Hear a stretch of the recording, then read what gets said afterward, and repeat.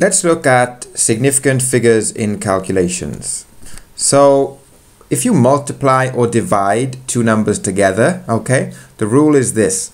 The measurement with the smallest number of significant figures determines the number of significant figures in the answer. Let's have a look at an example. We have 2.50 times 3.000. Okay, so that number there has 3 significant figures, and this number over here has 4 significant figures. Okay, so the answer is to the least number or the smallest number of significant figures. So we can only give our answer to 3 significant figures. Okay, so the answer to 3 significant figures is 7.50. Okay. Now this is a divide sign there.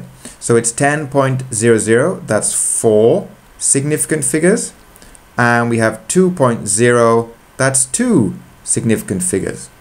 So our final answer can only be to 2 significant figures. So our final answer will be 5.0.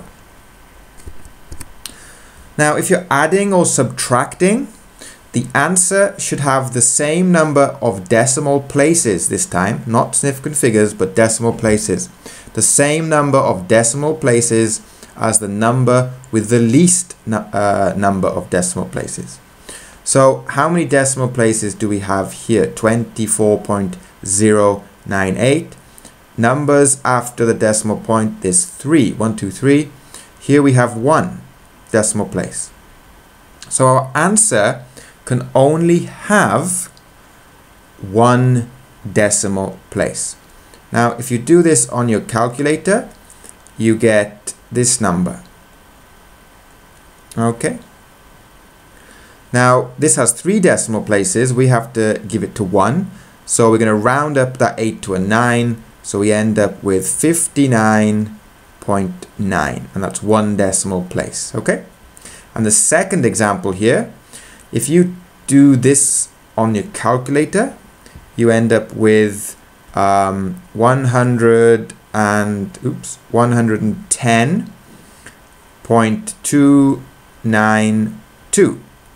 Well, this number has 2 decimal places, and this number has 3 decimal places.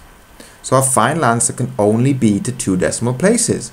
So our final answer is going to be 110.29.